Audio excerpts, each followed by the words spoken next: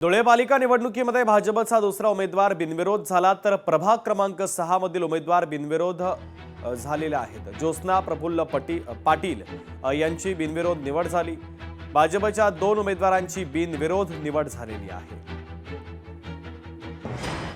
आता जी निवडणूक झाली त्यासाठी माझ्या पत्नी प्रभाग क्रमांक 6 ब मधून फॉर्म भरला होता आणि त्या फॉर्मला एबी फॉर्म भारतीय जनता पार्टीच्या पक्षाने मला दिलेला होता आणि त्यामुळे माननीय पालकमंत्री जयकुमार भाऊ, आमदार अनुभैया अग्रवाल, माजी संरक्षण राज्यमंत्री सुभाष बाबा भामरे आणि जिल्हा अध्यक्ष अंपळकर साहेब यांचे मी मनापासून आभार मानतो। त्यांनी माझ्या पत्नीवर आणि माझ्यावर मोठ्या प्रमाणात विश्वास ठेवला आणि मला त्या ठिकाणी निवडणुकीला सामोरं जायला सांगितलं। नागपुरात भाजपच्या माजी नगरसेवकांमध्ये नाराजी पसरली। भाजपनं माजी नगरसेवकांना उमेदवारी नाकारली। मला उमेदवारी मिळू नये यासाठी काहींनी प्रयत्न केले। ज्यांनी हे प्रयत्न केले त्यांना अद्दल घडवणारच, भाजपचे माजी नगरसेवक भास्कर पराते यांनी इशारा दिला।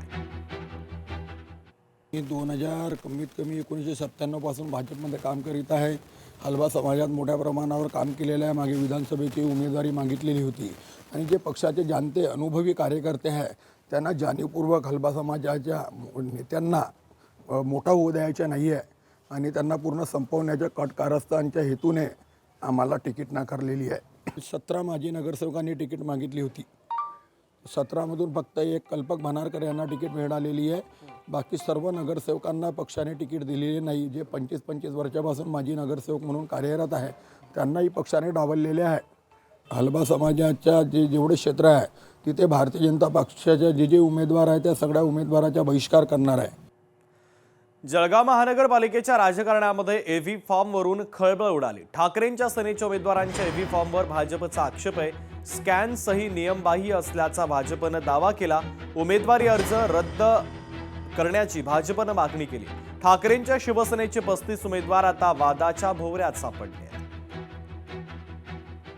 जे कोण उमेदवार असेल त्या उमेदवारांचा जे एबी फॉर्म असतो ते एबी फॉर्मवरती जी सिग्नेचर असते ती सिग्नेचर ही ओरिजिनल असली पाहिजे, ती पेनने केलेली असली पाहिजे। मात्र या ठिकाणी एबी फॉर्म जे या ठिकाणी जोडलेले आहेत जे उमेदवार त्या उमेदवारांना जे एबी फॉर्म जोडलेले आहेत त्या एबी फॉर्मवरती कुठेतरी झेरॉक्स, व्हॉट्सअप या अशा प्रिंट काढून ते सर्व जोडलेले आहेत। म्हणजे कुठल्याही प्रकारचे एबी फॉर्मला ओरिजिनल सही नाही, जोडपत्रक 2ला। त्यामुळे संपूर्ण उमेदवारी अर्ज जे आहे ते अवैध आहे। त्यामुळे राज्य निवडणूक आयोगाच्या ज्या सूचना आहे, नियमावली आहे त्याप्रमाणे संपूर्ण अवैध अर्ज आहेत ते रद्द करण्याची आम्ही मागणी केलेली आहे।